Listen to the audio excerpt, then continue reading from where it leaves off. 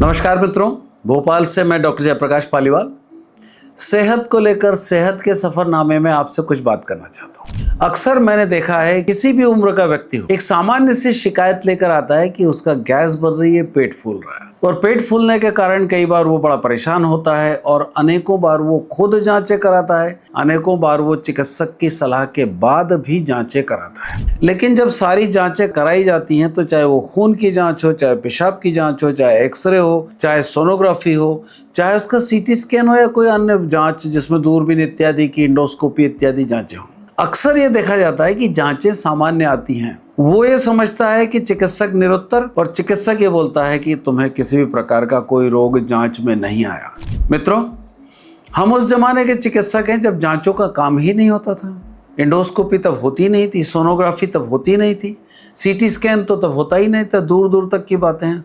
उस वक्त सिर्फ रोगी के परीक्षण और प्रतिपरीक्षण के आधार पर ही सारी बीमारी का अवलोकन करके मूल्यांकन किया जाता था और इलाज का निर्धारण करके इलाज लिखा जाता था। आज चिकित्सा में एक बड़ी क्रांति आई, लेकिन वो क्रांति भी कहीं न कहीं एक जगह लंगड़ी क्रांति है, जिसे मैं ये कहूँगा कि इन्वेस्टिगेशन बेस्ड, जांच आधारित तथ्यों पर इलाज करना। मैं इससे आंशिक रूप से सहमत हूं और आंशिक रूप से असहमत भी हूं और मुझे पूरा विश्वास है कि आप मेरी बात सुनने के बाद इस बात से पूर्णतः सहमत होंगे, क्योंकि कहीं न कहीं जीवन में प्रत्येक व्यक्ति ने अनेकों बार गैस और पेट फूलने की शिकायत से अपने आप को परेशान देखा है। और परेशान देखने के साथ साथ सब कुछ यदि उसने देखा है तो या तो उसने डाइजीन लिया होगा या इनो लिया होगा या एसिडिटी की टेबलेट ली होगी या कहीं एंटासिड लिया होगा या कहीं पर कुछ और ऐसी दवाई ली होगी जो उसके पेट को शांति दे, या ठंडा दूध लिया होगा या केले खा लिए होंगे या पपीता खा लिया होगा या कोई दादी नानी के नुस्खे के आधार पर उसने अपने आप के पेट को ठीक करने की कोशिश की होगी। कभी कभार पेट सेका भी होगा और कभी आराम भी किया होगा, कभी दौड़ भी लगाई होगी, कभी हल्की फुल्की कसरत भी की होगी ताकि ये गैस की शिकायत से उसे आराम मिले। गैस की शिकायत सामान्य तौर पर जो कारण होते हैं, मैं आज सिर्फ उन पर चर्चा करूंगा। 3 महत्वपूर्ण कारण है जो आपके हाथ में है, जो सामान्य लोग हैं। क्या हम भोजन करते वक्त अत्यधिक बातें करते हैं? यदि हाँ, तो कम से कम बातें करें या बातें ना करें, क्योंकि जब हम खाना खाते हैं तो खाना खाते टाइम चर्चा करने के दौरान हमारी जो आवाज़ निकलती है उसके लिए हवा का अंदर जाना और बाहर आना दोनों बहुत ज़रूरी होता है। ऐसे में जब हम खाना खाते खाते बात करते हैं तो अक्सर जो हमारी आहार नली का जो रास्ता होता है वो खुला रहता है खाने के समय, और अक्सर खाना निगलते के समय यदि श्वसन तंत्र का रास्ता बंद होता है तो जो गैस होती है बात करते टाइम, जो हम खाना करते टाइम बात करते हैं, वो गैस पेट में जाती है और पेट में जाकर वो कहीं न कहीं हमें अपच या उपद्रव करती है, हमें असामान्य करती है। एक ये। दूसरा, क्या हम बहुत जल्दी खाना खाते हैं? यदि ऐसा भी है तो गलत है। तीसरा, क्या हम पाच्य भोजन नहीं करते हैं? चौथा, क्या हम बासी भोजन खाते हैं? पांचवा, क्या हमें लीवर का किसी प्रकार का रोग है? छठवां, क्या हम किसी अन्य ऐसे रोग से पीड़ित हैं जिस पर हम ध्यान नहीं देते हैं, जैसे डायबिटीज़, हाइपरटेंशन इत्यादि इत्यादि? क्या हमें मोटापा है? क्या हमारी नींद समय से नहीं हो रही? क्या हमारी दिनचर्या अनियमित है? क्या हम फास्ट फूड ज़्यादा खाते हैं, या फिर हम ऐसे पदार्थ जिनमें गैस ज़्यादा बनती है, जैसे ड्रिंक्स होते हैं, जैसे अल्कोहल होता है, खासकर उनमें बियर होती इत्यादि का सेवन करते हैं?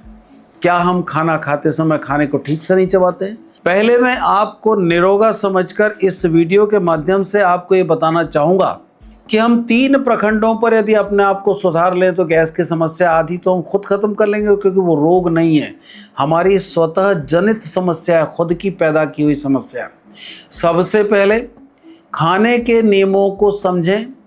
दूसरा, खाद्य पदार्थ के बारे में ठीक से ये देखें कि कौन सा खाद्य पदार्थ आपके भोजन योग्य है, कौन सा आपके लिए हानि रहित है, कौन सा आपके लिए लाभदायक है।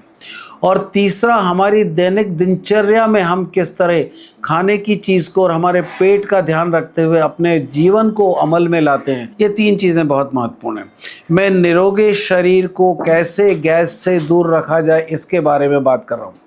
कभी भी ओवर ईटिंग से बचें, और जब हम कोई भी भोज्य पदार्थ लें तो हम ये हमेशा ध्यान रखने की कोशिश करें कि दो विपरीत व्यवहार वाले भोज्य पदार्थ एक साथ ना लें। जैसे कभी हमने चाय पी ली, थोड़ी देर बाद आइसक्रीम खा ली, जैसे हमने कभी बहुत सारी हरी मिर्च खा ली और उसके साथ गुलाब जामुन खा ली, या कभी कभार हमने दूध पी लिया और दूध के साथ साथ हम केले खा लिए। अब दूध और केले अक्सर डॉक्टर भी बताते हैं और लोग भी देखते हैं। आप पढ़िए इसे कि कौन सा भोज्य पदार्थ किसके साथ लेना ठीक रहेगा। मित्रवत भोज्य पदार्थ को आप लेंगे तो आपको पेट की और गैस की शिकायत कम रहेगी, और शत्रुवत भोज्य पदार्थ लेंगे तो आपको ये शिकायतें ज़्यादा रहेंगी। अब मित्रवत और शत्रुवत भोज्य पदार्थ के बारे में आप थोड़ा सा अध्ययन कीजिए और अपने आप को बचाइए। ये विषय बहुत लंबा हो जाएगा, इसलिए मैं इसको यही विराम देते हुए पेट फूलना और गैस के बारे में अगला वीडियो ऐसे लोगों के लिए जिनमें थोड़ा रोग है, फिर उसके बाद ऐसे लोगों के लिए जिनमें ज़्यादा रोग है, फिर ऐसे लोगों के लिए जिनमें गलत आते हैं, फिर ऐसे लोगों के लिए जो गलत भोजन करते हैं, फिर ऐसे लोगों के लिए जिनकी गलत दिनचर्या है, इन सब पर आधारित एक और मेरा अगला वीडियो आपको ज़रूर प्रेषित करूंगा। और मैं आपसे उम्मीद करता हूं कि यदि आपको मेरा ये सरल सहज स्वास्थ्य से संबंधित वीडियो पसंद आया हो तो मेरा उत्साहवर्धन के लिए इसको लाइक करें और इसे सब्सक्राइब करें। मैं आपको सरल सी बातों में स्वस्थ जीवन को कैसे सुखी, संतुलित और आनंदित, प्रफुल्लित रखा जाए, प्रसन्न चित्त रखा जाए, उसके बारे में ही बात करूंगा। रोगों के लिए बात करने वाले चिकित्सकों की भरमार है। आप रोगों से संबंधित यदि बात सुनना चाहते हैं तो अन्य चिकित्सकों के वीडियो भी देख सकते हैं, वो भी बहुत प्रेरणादायी है और बहुत अच्छे वीडियोस हैं। पर मैं एक स्वस्थ व्यक्ति को कैसे स्वस्थ रहना, उसकी दिनचर्या को कैसे संतुलित, मर्यादित और आनंदित रखना, उसके बारे में आपसे बात करना चाहूँगा। नमस्कार करता हूँ, आपका अभिवादन करता हूँ।